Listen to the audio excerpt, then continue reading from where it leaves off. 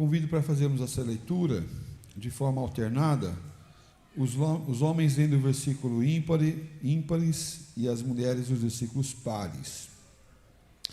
Então os homens começam assim: indo Jesus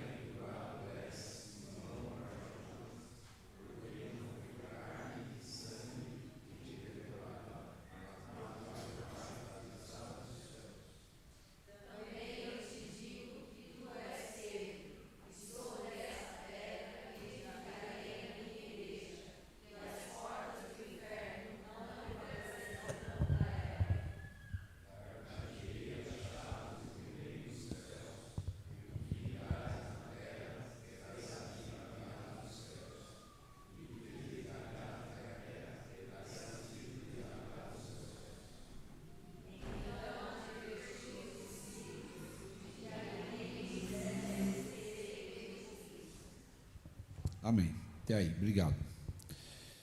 Meus amados, introduzindo nossa mensagem, Jesus está com seus discípulos indo para o lado de Cesareia de Filipe. Eles estavam percorrendo uma distância em torno de 40 quilômetros a pé. Haja vista que não tinha coletivo, não tinha metrô, não tinha carro a combustão e muito menos carro elétrico, né? Isso não havia. Havia o meio que nós chamamos lá no Paraná de pé 2, né? Pé 2, para a grande maioria dos viajantes. Para alguns, assim, os animais como cavalo, camelo, mas é notório que Jesus, ele caminha com os seus discípulos, não de cavalo, não de camelo. Nós não vemos Jesus em nenhuma dessas circunstâncias, apenas no momento onde ele vai entrar na entrada triunfal no lombo de um jumentinho.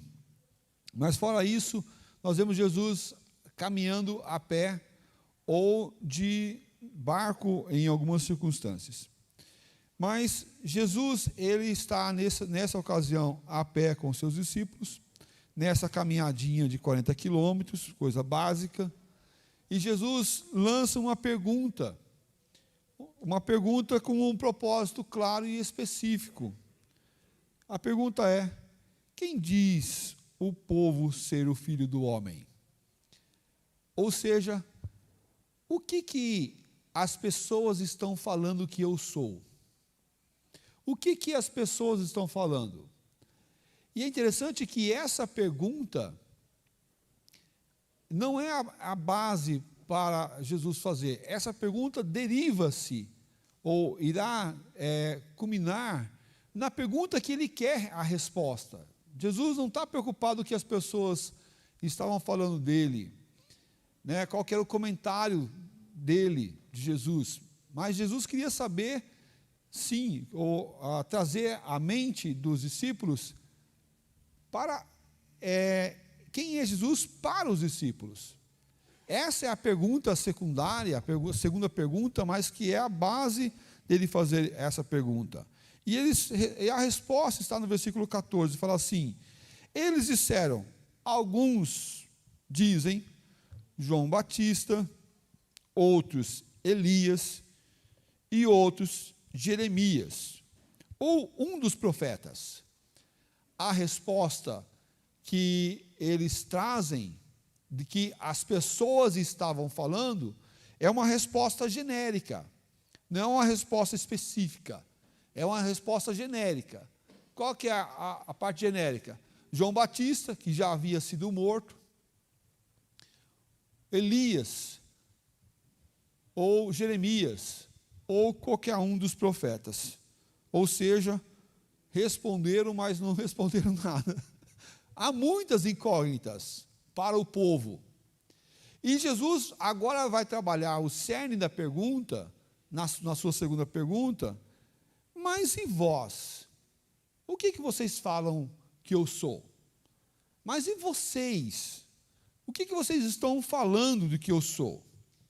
E aí, versículo 15, né, vai trazer essa pergunta, né? Vós, porém, perguntou ele, quem dizes que eu sou? Vós, porém, quem dizes que eu sou? No original, uma enorme ênfase no vós, porém. E você, e vocês, o que vocês estão falando que eu sou? Essa segunda pessoa do plural está exatamente no início da pergunta.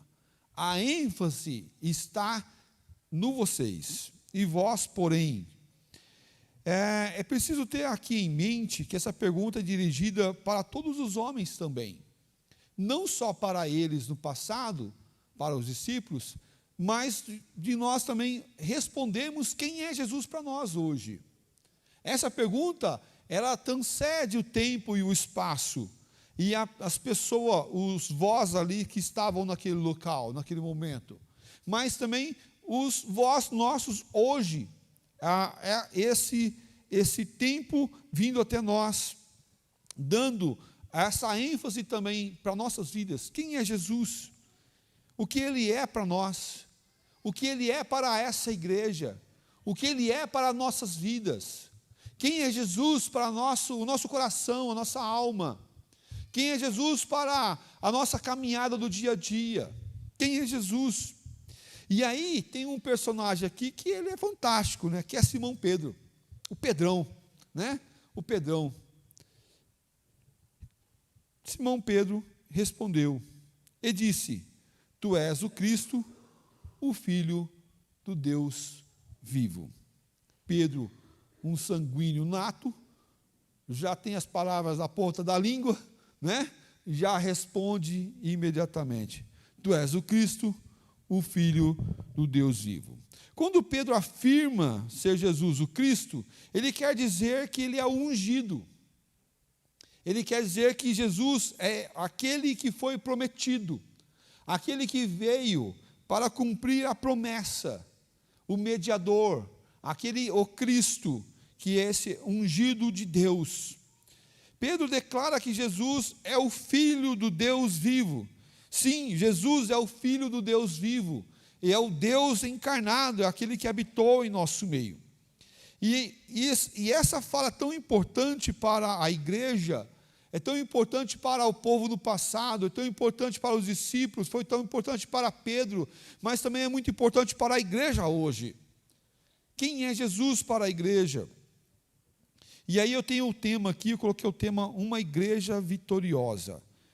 Uma igreja vitoriosa é aquela igreja que tem Cristo como o seu fundamento. É uma igreja que tem o seu fundamento em Jesus. Para uma igreja ser vitoriosa, ela tem que ter o fundamento em Jesus. Versículo 18 fala assim, também eu te digo que tu és Pedro, e sobre essa pedra edificarei a minha igreja, e as portas do inferno não prevalecerão contra ela. Jesus aqui, intencionalmente, usa essas duas palavras gregas para mencionar, fazendo aqui um trocadilho, para mostrar e identificar aonde a igreja está estabelecida. Ele fala, tu és Pedro, e aqui a palavra é Petros, tu és Pedro, tu és Petros, o teu nome é pedra, essa Petra, que é a palavra que ele usa, tem o sentido de uma rocha ou uma pedra. Uma rocha ou uma pedra. E aí ele fala, Petra, na segunda palavra, tu és Pedro, e sobre essa Petra, tu és Petros, e sobre essa Petra, a rocha edificarei a minha igreja. Essa Petra é rocha, penhasco ou cordilheira de pedra. Pedra, rocha, penhasco ou cordilheira de pedra. E isso aqui é algo muito maior. Jesus é a rocha, é a pedra angular rejeitada pelos construtores. E ele está falando assim: você, Pedro, é uma pequena pedra, mas eu sou toda a cordilheira de pedras. Eu sou o conjunto de todas as pedras. Jesus está dizendo: eu sou a grande pedra, a pedra rejeitada. A igreja tem o seu fundamento não em Pedro, mas em Jesus Cristo, a pedra angular. Se a igreja fosse edificada sobre Pedro, ele teria dito: sobre tu edificarei a minha igreja. Mas ele não falou isso. Ele falou que sobre essa pedra edificarei a minha igreja, sobre ele. 1 Coríntios 3, 9 fala assim: porque de Deus somos cooperadores, lavoura de Deus, edifício de Deus sois vós. Nessa cooperação, nós somos edifício de Deus. Pedro também vai citar a Jesus como a pedra. E ele fala assim: chegando vós para ele, a pedra que vive, rejeitada assim pelos homens, mas para com Deus eleita e preciosa. Também vós mesmos, como pedras que vivem, sois edificados casa espiritual para ser de sacerdócio santo, a fim de oferecer de sacrifícios espirituais agradáveis a Deus por intermédio de Jesus Cristo. Essa pedra rejeitada não foi Pedro, mas foi Jesus Cristo. A base da igreja não está no ser humano, não está nas pessoas. A base da igreja está em Cristo Jesus, é aquele que venceu a morte, é aquele que quebrou os grilhões da morte para nos libertar, é aquele que veio para ser a base, a estrutura e o alicerce das nossas vidas. A igreja não pode estar fundamentada em pessoas, a igreja não pode estar alicerçada em pessoas. Mas sim, nós vamos ver um pouquinho mais para frente, que o Senhor Deus usa pessoas para a pregação do reino do Senhor, para o anunciar o dia aceitável do Senhor nosso Deus. Sim, Deus usa, mas o alicerce, mas a base, mas o fundamento não é as pessoas. Nesse mundo, aonde o centro da vida está nas pessoas, essa é uma mensagem que não é conciliada com o tempo que nós estamos vivendo. E não deveria ser. Porque se a igreja é alicerçada nas pessoas, então Deus se torna um serviçal das pessoas. Se você fizer teologia a partir das pessoas, então você vai encontrar um Deus que serve as pessoas, um Deus serviçal das pessoas, e o homem como o centro do universo. Mas quando nós fazemos teologia, nós não partimos das pessoas, mas nós partimos daquilo que é o centro da teologia, que é Deus. É a pessoa de Deus, é os seus atributos, as suas qualidades, a forma que Deus age na vida das pessoas. E aí, quando nós partimos de Deus, nós vamos encontrar um homem que não é o centro do universo, que não é o centro do mundo, mas um homem que serve aquilo que é o centro, que é Deus, aquele que criou o céu e a terra e tudo o que existe. Jesus chamou trabalhadores para edificar a sua igreja, como Pedro, os discípulos, como eu e você, para edificarmos e trabalharmos na igreja. Chamou homens e mulheres do passado e chama homens e mulheres para a edificação do reino do Senhor Jesus. Uma igreja vitoriosa, em segundo lugar, é uma igreja que não se submete ao inferno. Mas que isso, pastor, né? Não se submete ao inferno, não se curva ao inferno, não se amedronta com o inferno. E ele fala assim: e as portas do inferno não prevalecerão contra ela. A parte B desse versículo. As portas do inferno não prevalecerão contra ela. Meus amados, o inferno existe. O inferno existe. Sim, existe. O céu existe. Mas o inferno também existe. Sim, existe o inferno. Ele não é uma imaginação. O inferno não é uma fantasia. Não é uma força de manobra. O inferno existe. Sim, ele existe. E aqui o texto, Jesus está dizendo que ele tem uma porta. O inferno tem uma porta. E é interessante quando nós olhamos essa figura do inferno, e aqui essa figura das portas do inferno, e muitas vezes a interpretação desse texto é que a porta do inferno vai vir sobre a igreja de Deus, e essa igreja do Senhor Deus vai ficar tentando se defender de todas as formas, levantando a guarda e tentando se defender dos ataques inflamáveis do inimigo, e essa porta vem e bate na igreja, e tromba na igreja, ataca a igreja com todas as suas forças.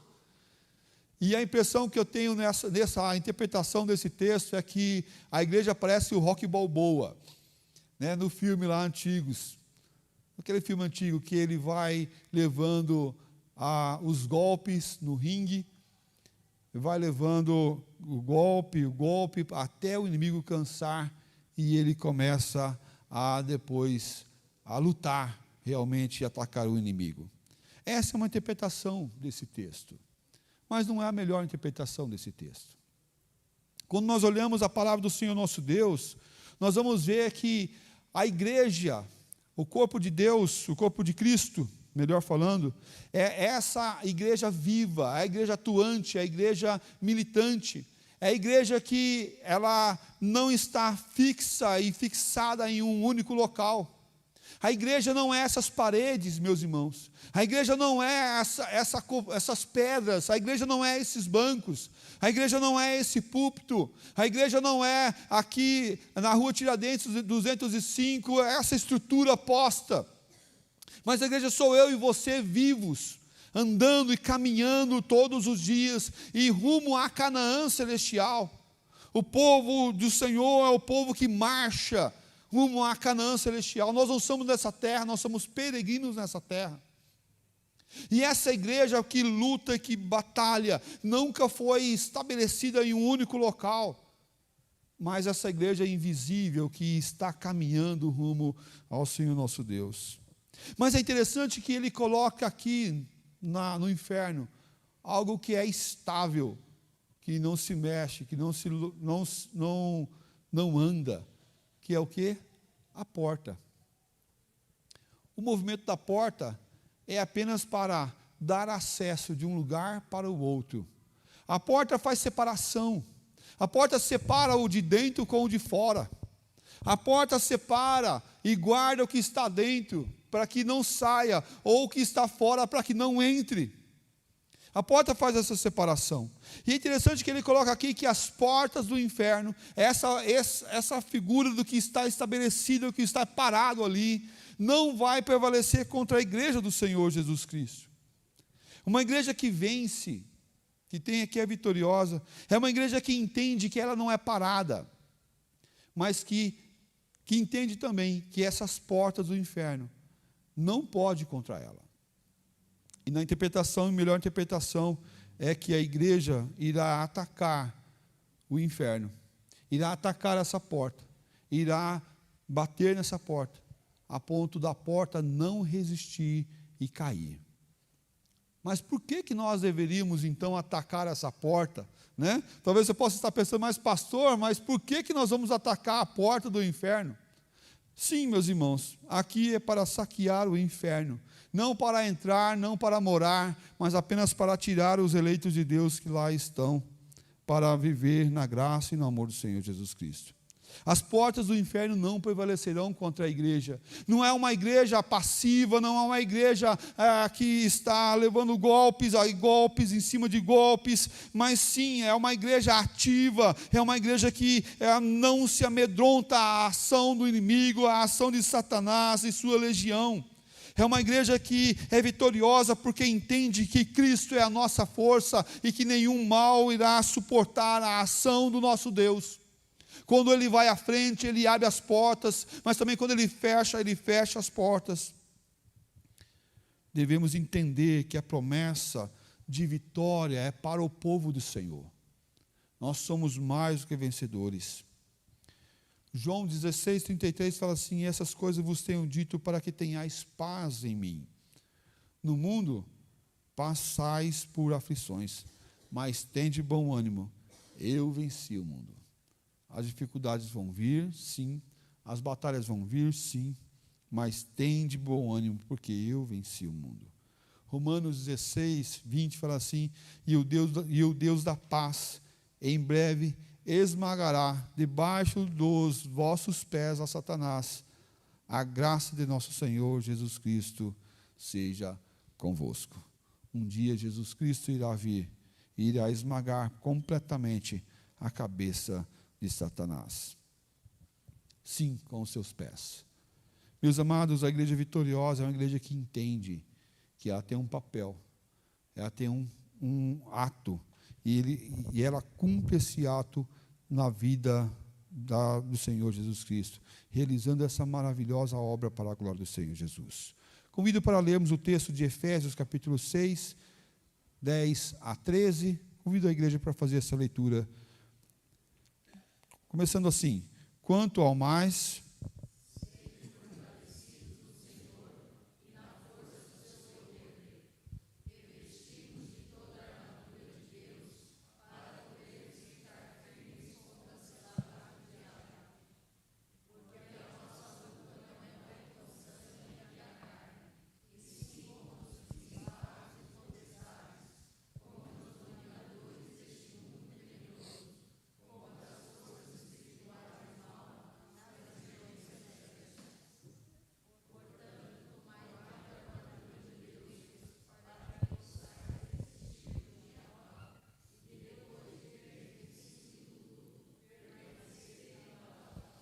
Amém.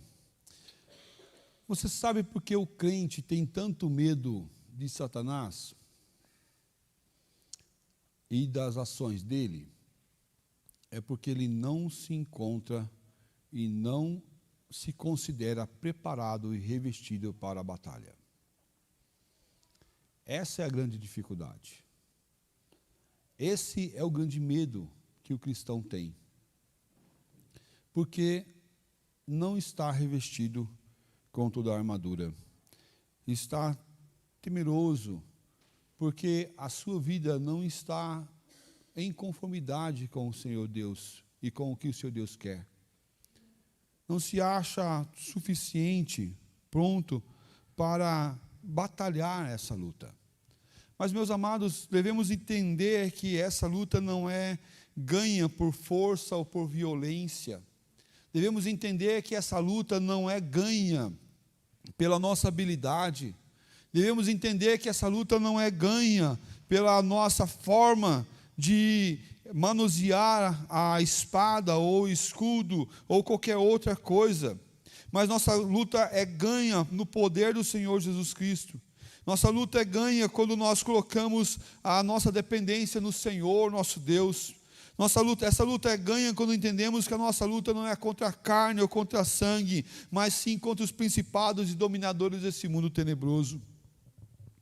Devemos pelejar, devemos sim andar com força e resistência no Senhor, buscando cada dia mais a intimidade com o Deus da graça, com o Deus do amor, com o Deus que nos enche com a vitória todos os dias. E ele fala assim: depois de ter desvencido tudo, permanecei inabaláveis. Devemos permanecer, mas não apenas permanecer, mas permanecer inabaláveis, para que possais resistir o dia mau. O dia mau vai vir, o dia mau vem. O dia mau vem sobre nós, mas devemos permanecer firmes e inabaláveis até o último dia. Apocalipse 17:14 fala assim: pelejarão eles contra o Cordeiro, e o Cordeiro os vencerá, pois é o Senhor dos senhores, Rei dos reis. Vencerão também os chamados eleitos e fiéis que se acham com ele. Jesus é o Cordeiro. Pelejarão contra o Cordeiro. E percebe que ali o Cordeiro está a letra maiúscula. E o Cordeiro os vencerá. Pois ele é Senhor, letra maiúscula, dos senhores, letra minúscula. E o Rei dos Reis, primeiro o Rei maiúsculo, porque é Jesus, segundo o Rei, os reis, letra minúscula, vencerão. Mas quem que vai vencer com ele? Os eleitos, os chamados eleitos. Quem que é os eleitos de Deus? É eu e você. Somos eleitos do Senhor, chamados como eleitos, eleitos antes da fundação do mundo, para ser do Senhor. Então, Cristo vai vencer? Sim, vai vencer e já venceu. Só está esperando chegar o último momento onde ele irá esmagar por completo a cabeça da serpente. Sim, ele é o Senhor dos senhores. Sim, ele é o Rei dos reis. Sim, ele é o Cordeiro Santo de Deus. Ele vencerá. Ele vencerá sim, a sua vitória, e com ele nós iremos vencer também, porque somos esses eleitos do Senhor, é a promessa do Senhor. Uma igreja vitoriosa é uma igreja que entende que Cristo é a centralidade da nossa vida, e que nós não devemos temer o mal à nossa volta, mas devemos confiar constantemente, porque somos eleitos do Senhor, somos chamados a sermos fiéis, e com ele vamos chegar ao trono do Senhor nosso Deus. Mesmo Apocalipse agora 20, versículo 9 e 10. Vamos ler todos juntos, mais uma vez? Marcharão.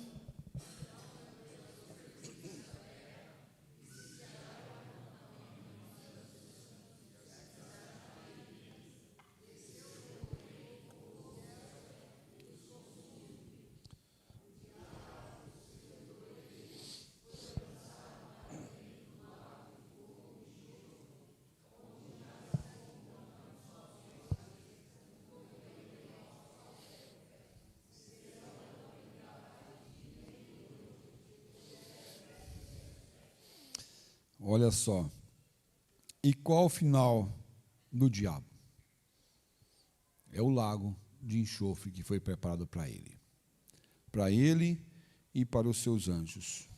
E ele fala aqui, o sedutor deles foi lançado para dentro do lago de fogo e enxofre, onde já se encontram não só a besta, como também o falso profeta, e serão atormentados. Quanto tempo? 1 dia, 2 dias, 3 dias? Não, pelos séculos dos séculos. Pelos séculos dos séculos. Os fiéis vão para lá? Os eleitos de Deus vão para lá? Não, não vão. Quem vai para lá? Aqueles que não têm o Senhor Deus.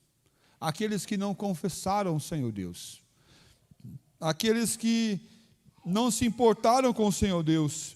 Aqueles que apenas foram amigos do Senhor Deus, mas não tiveram a sua vida com o Senhor Deus.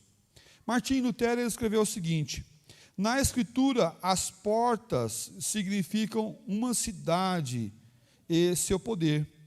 Por consequente, aqui as portas significam todo o poder do diabo com seu séquito, como reis e príncipes desse mundo, que precisam todos opor-se à rocha e à fé.